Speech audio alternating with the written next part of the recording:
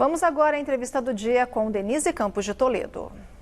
E vamos falar agora sobre a atuação da oposição no Congresso, as pautas de tramitação e o combate à pandemia. Eu converso com o Randolfo Rodrigues, senador pela Rede do Amapá, líder da oposição no Senado. Senador, boa noite. Boa noite, Denise. Um prazer estar falando com você e estar falando também com todos os telespectadores da TV Gazeta. Bom, senador, eu queria uma avaliação sua em relação ao trabalho todo do Congresso, o papel da oposição, porque a gente tem a discussão de várias pautas que são de interesse do país, da sociedade, em função da pandemia. E o governo se apropriou de algumas brigas aí que o Congresso teve, por exemplo, como em relação ao auxílio emergencial, que pode virar o Renda Brasil. Então, eu queria saber como é que a oposição se situa nesse tipo de pauta. Bom, primeiro, o governo veio a reboque em todo o auxílio aos mais necessitados e às empresas durante essa pandemia. Se não fosse a atuação da oposição, ao invés dos brasileiros receberem R$ 600 de auxílio emergencial, eles estariam recebendo R$ 200. Ainda recebe os 600 com toda a desorganização do governo e da Caixa Econômica Federal, com filas intermináveis e muitos sendo expostos ainda mais ao vírus. Mas, veja, só existe auxílio emergencial e só existe prorrogação do auxílio emergencial porque nós propusemos neste valor. Mais que isso, nós defendemos o auxílio emergencial até o final do ano. O governo vem com essa história de reduzir a partir de agosto para R$ 200. Embora o próprio governo esteja recolhendo dividendos eleitorais e políticos, esteja fazendo proselitismo, populismo com auxílio emergencial proposto por nós. E nós defendemos mais que isso. Defendemos um programa de renda básica permanente. O governo quer um programa de R$ 200 a partir de setembro e aí juntar outros programas sociais dali adiante que não resolverá o problema de milhões de brasileiros que, quando expirar esse auxílio emergencial, vão estar desamparados. A PNAD está aí para mostrar que podemos chegar até o final do ano que 20% da população é economicamente ativa desempregada. Esse é um dado dramático. O governo negligenciou a pandemia, se omitiu. Nós estamos chegando a 100 mil brasileiros que perderam a vida por conta da omissão, negligência do presidente da República, do compliciamento dele em relação ao vírus. Empresas brasileiras estão quebrando porque o governo não facilitou o acesso ao crédito. O que tem de projeto em relação ao crédito só tem porque foi proposto pelo Congresso Nacional e até o auxílio emergencial. Só existe nesse valor porque a oposição propôs. Agora, o governo ganhou popularidade, inclusive em redutos aí, que eram antes da oposição, com base no pagamento do auxílio emergencial, e agora pode vir o Renda Brasil. Se discute o valor, o governo quer um valor menor, não dá para manter o auxílio emergencial por causa do desequilíbrio das contas, mas o governo acaba tendo ganho com relação a isso. Que o tenha, não era para... Eu acho muito mórbido, no meio de uma tragédia. Olha, Denise, veja, o número de mortos durante quase 60 dias é superior à soma dos acidentes, dos mais graves acidentes aéreos que nós já tivemos nos últimos 20 anos no Brasil e da soma ainda da tragédia de Brumadinho. Nós passamos 60 dias com o número de mortos superior a 1.000. Chegando a 100 mil brasileiros, 100 mil famílias brasileiras que perderam um ente querido. O governo tratou isso sem empatia nenhuma. E ainda, se no meio de uma tragédia dessa, ainda faz politicalha da pior espécie. Ainda se aproveita da tragédia para fazer populismo, com o que é obrigação do governo fazer. Nós não estamos preocupados em fazer política com a tragédia que os brasileiros vivem. Nós cumprimos nossa tarefa no Congresso Nacional. Propusemos R$ 600 porque tínhamos por convicção que os brasileiros têm que receber R$ 600. Era o mínimo que deveria receber e o Estado brasileiro tinha que ampará-los. Se a escolha do presidente da República, lamentavelmente, desfilar sobre sobre os cadáveres de brasileiros, nós só podemos achar isso lamentável. Agora, senador, vários projetos que saíram do Congresso acabaram recebendo vetos parciais do governo. E esses vetos vão ser discutidos em breve. Sim, nós temos inclusive marcados para esta terça-feira, dia 11 de agosto, e para a próxima terça-feira, dia 18 de agosto, finalmente, 2 sessões do Congresso Nacional para apreciação de vetos. Primeiro é importante destacar, Denise, nenhum governo do pós-redemocratização vetou tanto iniciativas do Congresso Nacional como este. Veja, mesmo os governos Fernando Henrique 1 e 2 e o governo Lula 1 e 2 não superaram em quantidade de vetos o que o governo de Jair Bolsonaro já o fez nesses 2 anos.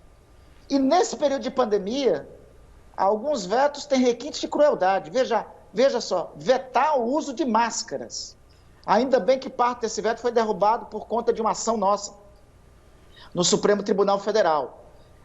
Outro veto que eu considero criminoso contra os empregos brasileiros e contra as empresas do país. O veto em relação à desoneração da folha de pagamento. E o governo ficou adiando, lamentavelmente, a apreciação desse veto, porque sabe que esse veto vai ser derrubado. E as empresas precisam dessa desoneração, não é para amanhã, precisam dessa desoneração para hoje. Tem empresas que estão quebrando todo dia, grandes, pequenas e médias empresas. Então, esse é um veto central, que tenho certeza que na próxima terça ou no próximo dia 18, o Congresso Nacional irá derrubar. O veto ao projeto dos povos indígenas. O presidente da República vetou o acesso à água potável. Quer um ato de maior crueldade como este? Então, são 41 vetos. Pelo menos metade destes ao bem do Brasil e para socorrer empresas, os mais vulneráveis nessa pandemia, necessitam ser derrubados pelo Congresso Nacional. E o Senado também vai discutir o Fundeb, que o governo também deu uma reviravolta no final da votação na Câmara e acabou comemorando a vitória no final como uma defesa da posição dele em relação à educação. Que é um ato de hipocrisia pura, você há de convir comigo. O ministro da Educação do governo Jair Bolsonaro, durante quase 2 anos, foi Abraham Weintraub, aquele que saiu corrido com passaporte adulterado. Eu digo que é adulterado porque ele não poderia mais usar o passaporte diplomático para os Estados Unidos e que nada fez no Ministério da Educação do que não briga ideológica. O senhor Weintraub não foi uma vez ao Congresso Nacional, uma sequer, seja na Câmara ou no Senado, para debater o novo Fundeb. Aliás, se opôs sempre ao novo Fundeb. Na última hora, aos 45 do segundo tempo, 24 horas antes da votação da PEC do Fundeb, o governo tentou mutilar a emenda constitucional, tentou retirar o custo aluno-qualidade, tentou retirar a participação de 20% da União na repartição dos recursos do Fundeb, tentou impedir tudo isso. Não conseguiu.